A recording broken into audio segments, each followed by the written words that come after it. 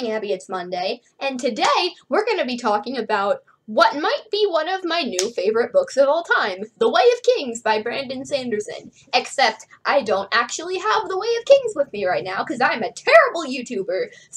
But I still need a book to gesticulate with when I do these videos for some reason. It's just a reflex. I don't know. So instead, today you get to look at this book's sequel.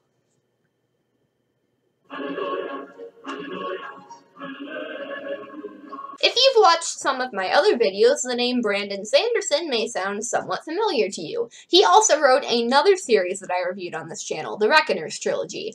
I really did not like the Reckoners, but I really like The Way of Kings. The Way of Kings is the first book in an ongoing epic fantasy series called the Stormlight Archive. There are two sequels in existence currently, Words of Radiance and Oathbringer, and they are all like 1,000 pages long and ridiculously complicated and absurd and very long, and I love them. So here's the thing. I think this series' two strongest points are its characterization and its world building.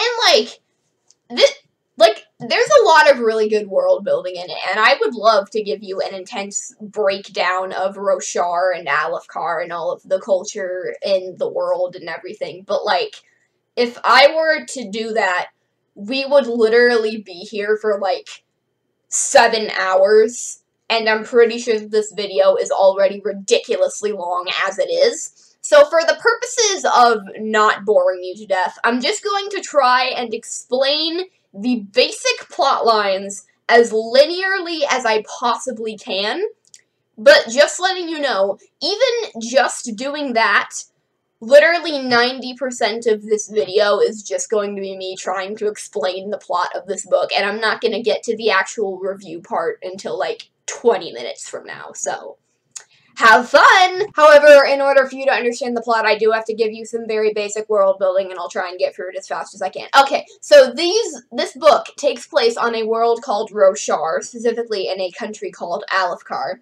and everything on Roshar is rock.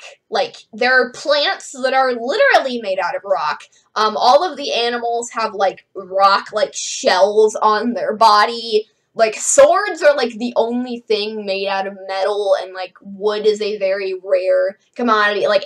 Everything is just rock. The other thing about Roshar is that it regularly experiences these really bad storms, they call them high storms, and they're basically just, hurricanes, but on land, and they're very destructive and terrifying, and there's one, every other week. But everyone has just adapted to them and gotten used to them at this point, so no one's really concerned. You just gotta, get inside your house and you'll probably be fine. These storms also leave behind this energy called stormlight. Stormlight is used to power most of the technology on this world, as well as all of their super awesome and intense magical weapons. For example, there are shardblades, which are these really intense and terrifying and awesome magical swords that vaporize into your hand when you summon them, and they can cut through literally any substance, like diamonds, tables, mountains. They're gone. However, shardblades do not cut through human flesh. Instead, they cut through your soul, and you just instantly die from, one little tap of the sword right here. Boom, you're dead.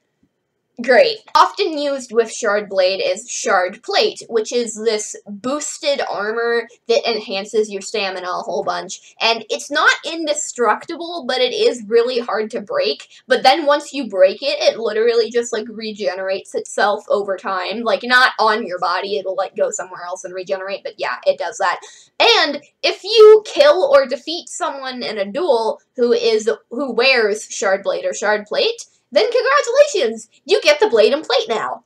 Murder! The other main magical weapon in this universe is called a soul caster, which is this, glove bracelet thing you wear on your wrist, and you can put different gemstones into it, and they give you the power to turn things into other things. So, you could turn like a piece of rock that is obstructing your way into smoke so that you could pass on through. Or you could turn a bunch of rocks into grain that you could then turn into food to feed your armies. Or you could turn a human being into fire. Murder! In addition to humans and a menagerie of weird plants and animals, Roshar is also inhabited by Spren, which are these small glowing balls of light that are attracted to human emotions and different elements of nature. The Spren are sentient, but most of them can't really talk and have very little memory retention. Finally, like every epic fantasy story, this series just has to have a racism allegory in it. People on Roshar are judged by their eye color. If you have light-colored eyes, you are like the best of the best, the greatest person ever. You're very noble and honorable. You're rich and talented and beautiful, and supposedly you can do no wrong. Supposedly. If you're born with dark-colored eyes, then there's a chance that you could get a somewhat high-ranking job and not completely suffer in poverty. But you're also about 10 times more likely to be enslaved or die in a slum somewhere. Alright, now we can finally talk about that mythical thing called the plot. So we have this dude named Szeth Sun Villano. The names in this are very weird. Szeth is something called a truthless, which means that for some reason that is never properly explained, his free will is bound to this stone, and whoever carries this stone can just order him to do whatever they want, no matter how immoral it is, and he has to follow their instructions with 2 caveats. He cannot be forced to give up his shardblade, and he cannot be forced to take his own life, which is unfortunate for Szeth because he really hates his existence and would probably immediately kill himself if given the ability to do so. He also has the power to control gravity for some reason. Just go with it. One day, Szeth is ordered by his masters to go kill Gavilar Kholin, the king of Alethkar. Now, here's the thing. So, Gavilar and this other group of beings called the Parshendi made this big, elaborate treaty alliance thing. And this is the night that it's supposed to be officially signed and enacted. But instead of signing the thing, the Parshendi just sends Szeth to go kill Gavilar, which he does. Before Gavilar dies, he asks for a message to be passed on to his brother. Szeth fulfills this request in an incredibly morbid way. He uses Gavilar's blood to write on a piece of wood, "Brother, you must find the most important words a man can say." The rest of our story takes place about 6 years after Gavilar's assassination. The High Princes, which are the regional rulers of the kingdom, there's the king, and then there's a bunch of little rulers as well. Anyway, they all take a vow to protect the new king, who is Gavilar's son, and they are waging war against the Parshendi, except they're really not, because they just want to sit around getting rich all day instead of actually fighting the war, so they just sit back and watch the money roll into their pockets while all the little dark guys die. And one of the biggest ways that all of the little dark guys die is through the bridge crews.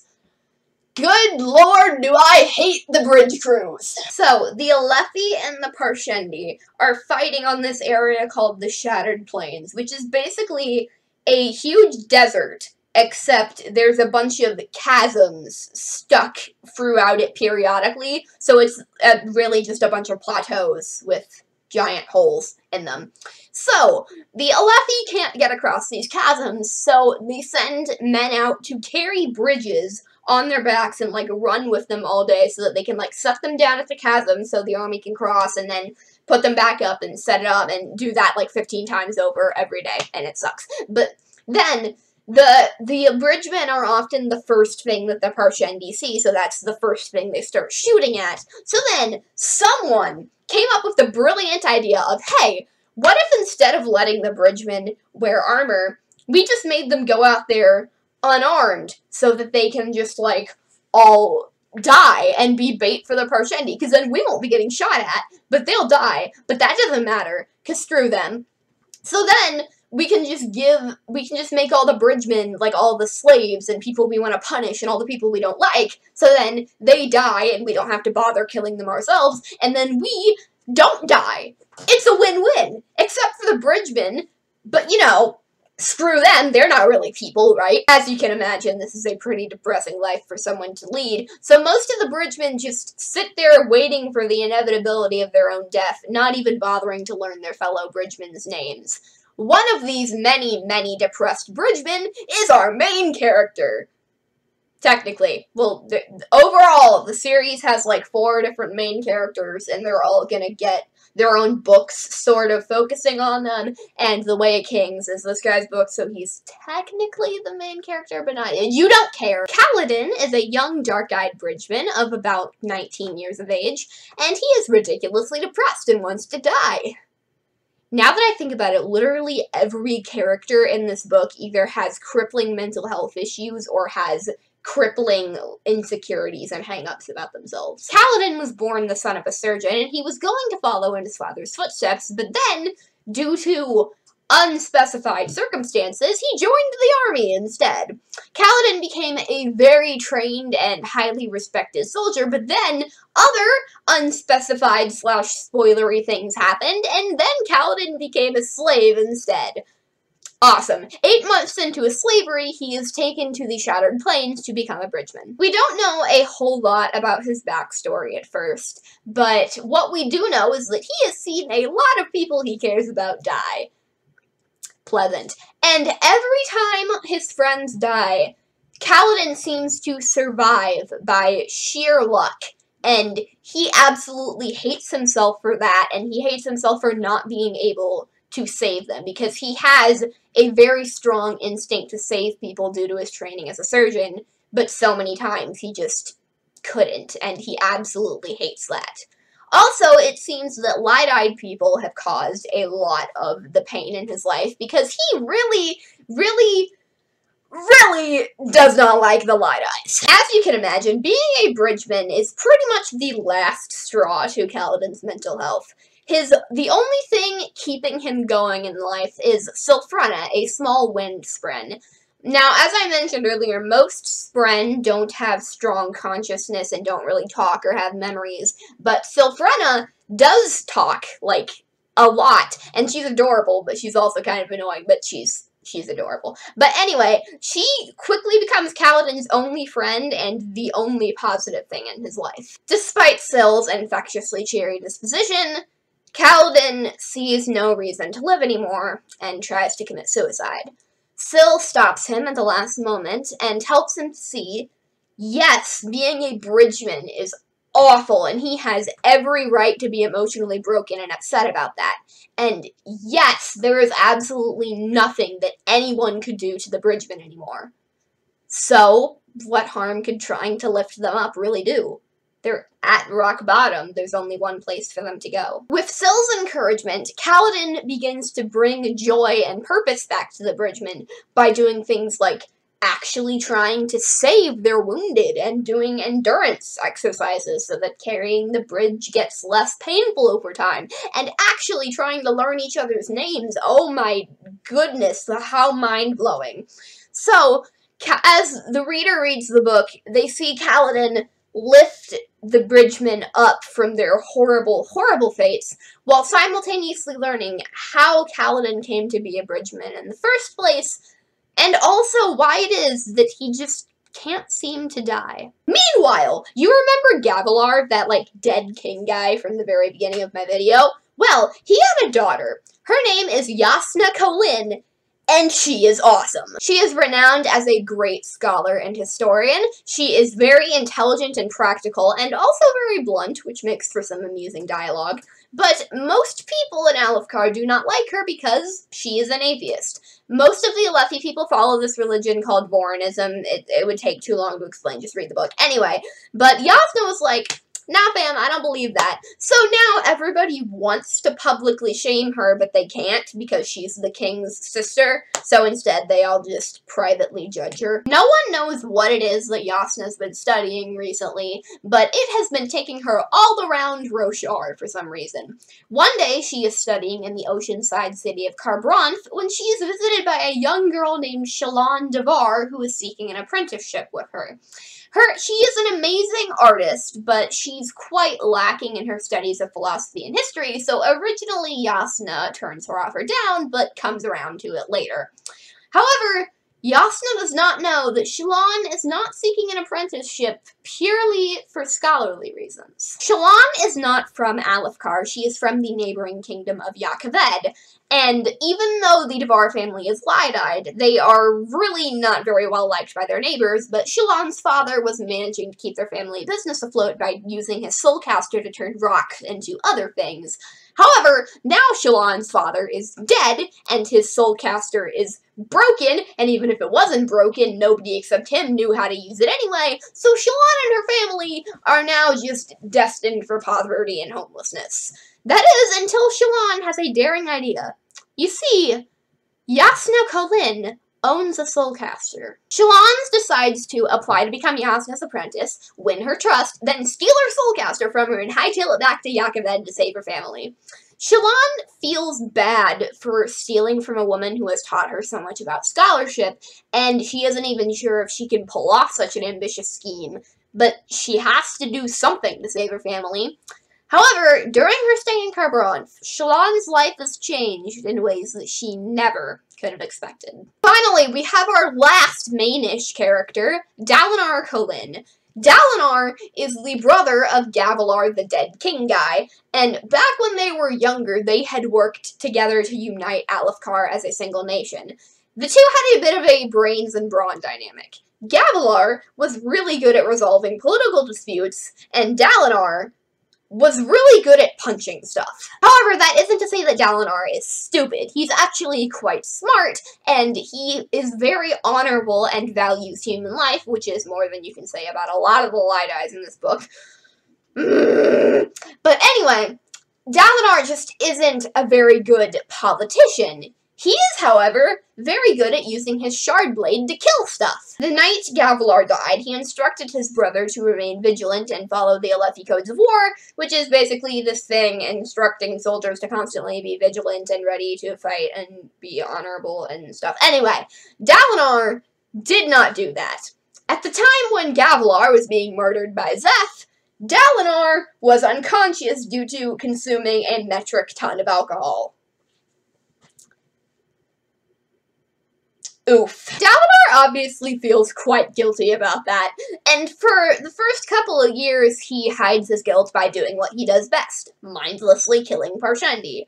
However, after a while he begins to become very disillusioned with the war and all of the murdering he's been doing recently, and he begins to worry that keeping so much of Alefkar's population out on the Shattered Plains is going to leave them incredibly vulnerable back on the home front.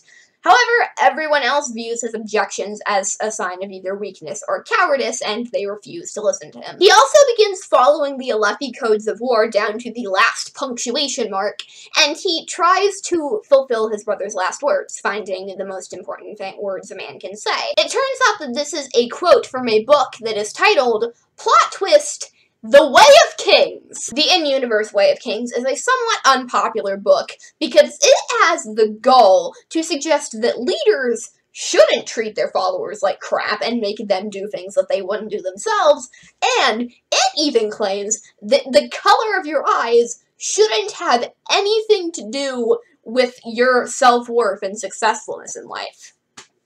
So scandalous. Like, seriously, guys, I'm, like, crying. It's so scandalous. On top of all this, Dalinar has begun to have visions during the high storms. They all have to do with an ancient group from myths and fables called the Knights Radiant, and they all end with an ominous voice ordering Dalinar to unite the High Princes. At first, Dalinar believes that this is a message from the Almighty himself, which is his religion's primary deity, but Vorinism is extremely anti-visions and prophecies for some reason, and they don't believe that the Almighty would choose to communicate with Dalinar in that way. This leads to everyone else, and eventually Dalinar himself, to begin questioning his own sanity. Oh, and also everyone thinks that Dalinar is trying to murder his nephew, who is the king, because he's crazy. And this entire time, Zeph's son Villano continues to get passed between several different masters, all of whom force him to murder endlessly and just continue the perpetual cycle of violence that he's forever stuck in. So yeah, this book is like a lot, and we're not even done yet. Do you have any idea how many minor characters and subplots I still have to go through right now? There's a lot of minor characters on Kaladin's Bridge crew, and I'm not going to name them all, but basically there's Rock, who is this dude who looks Irish but has a Hawaiian accent for some reason, and he really likes to cook.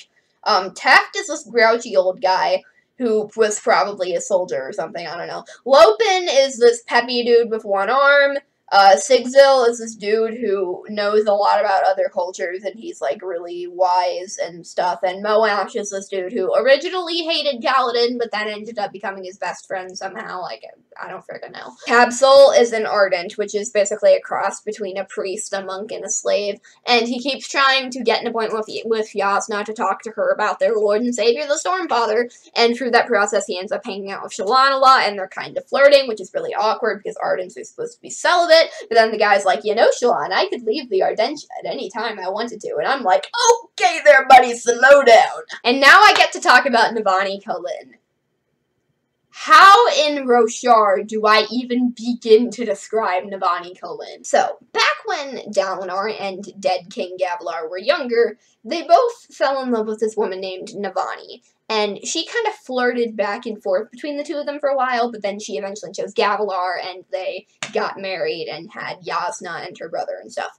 So, Dalinar eventually went and got married himself, but his wife is dead now, and due to vaguely described magical shenanigans, he doesn't know anything about her. He cannot hear or remember her name. He doesn't have any information on what she looked or acted like other than what other people have told him. She is literally just a blank space in his memory, but from what we've heard, the two did seem to genuinely like each other, at least a little bit.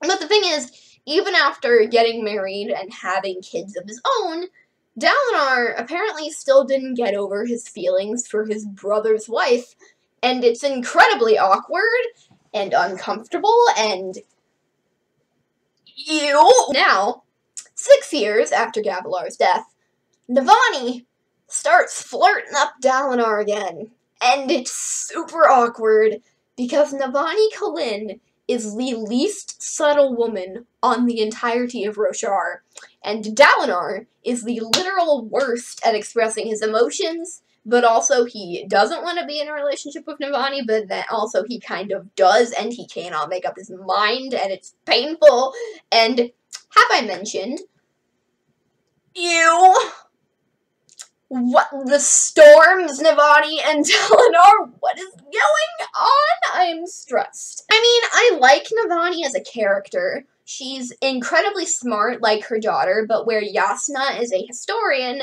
Navani is more of an inventor, and she's created a lot of magical devices powered off of Stormlight, and I think she's a pretty well-developed character. Like, not in the beginning, but towards the end, you learn more about her character that makes her more interesting, so she's not just there as, like, eye candy for Dalinar, which is nice, but still, who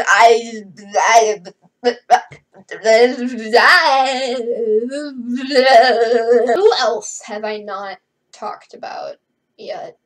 Elhokar. Elhokar is the son of Gavilar and Navani, so he's Jasnah's brother, and he became the king of Alethkar upon his father's death. And because of his father's untimely end, Elhokar is constantly paranoid that someone is out to kill him. Like, he's not one of those comic relief, jump at every little noise characters, but He does have some pretty irrational fears, which just adds an entirely separate layer of frustration to Dalinar's life. Dalinar also has 2 children of his own, 2 sons, Adolin and Renarin. Adolin is like the hotshot pretty boy, and all the girls want to date him because he's so awesome with his sword, and he's so pretty, but like also he's a complete freaking idiot.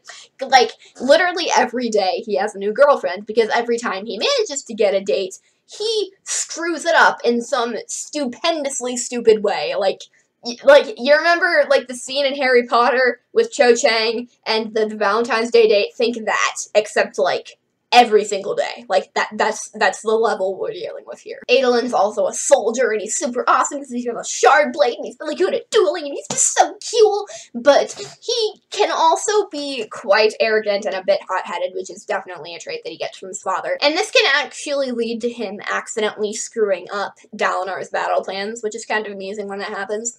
And he's kind of mad at his father because he's not as awesome as he used to be, and he's not like murdering a bunch of people anymore. Hey, Adolin, when someone's brother dies, they get a little depressed about that, and maybe that makes them not want to murder a bunch of people. Like just saying.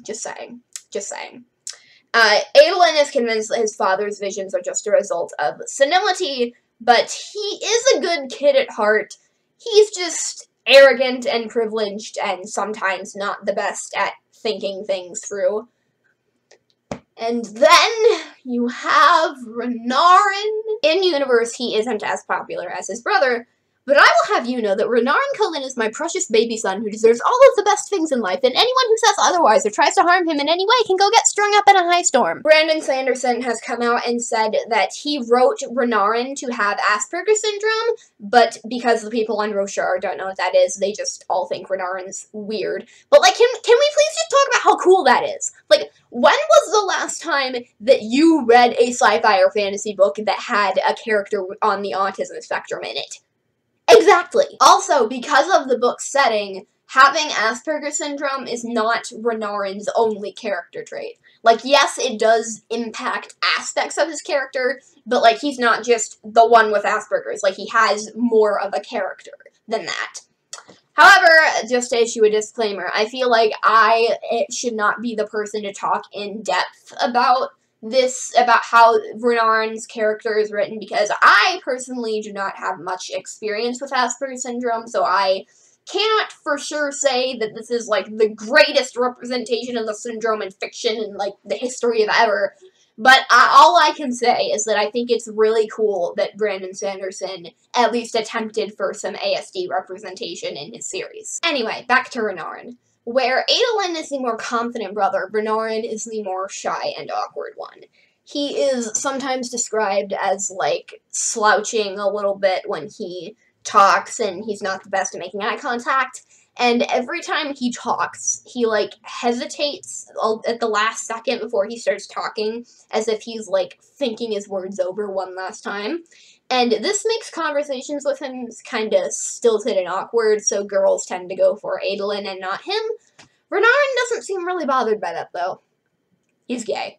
It's not canon, but, like, just my personal headcanon, he and Yasna are, like, the gay cousins, and, like, they have each other's backs, and, like, they're gay. Changed my mind. Renarin really wants to be a soldier like his father and his brother and pretty much every male member of their family, but apparently in the past he has had fits of some sort that would make him vulnerable if they were to happen out on the battlefield. I'm assuming they're like seizures or something, but technically I don't know, they could be anything. Because of this, Renarin is relegated to delivering messages for his father and collecting reports and that kind of stuff. Like, he doesn't get to actually be in combat. Because of this, Renarin feels like a failure and a disappointment to his family and the Kholin legacy. Dalinar notes that Renarin is extremely intelligent and seems to show a lot of interest in machines powered by Stormlight, so he recommends that his son become an inventor, but Renarin is dead set on becoming a soldier. Throughout the book, Dalinar hopes to acquire shardblade or blade for Renarin in the hopes that they would protect him enough to allow him on the battlefield. Who haven't I talked about yet?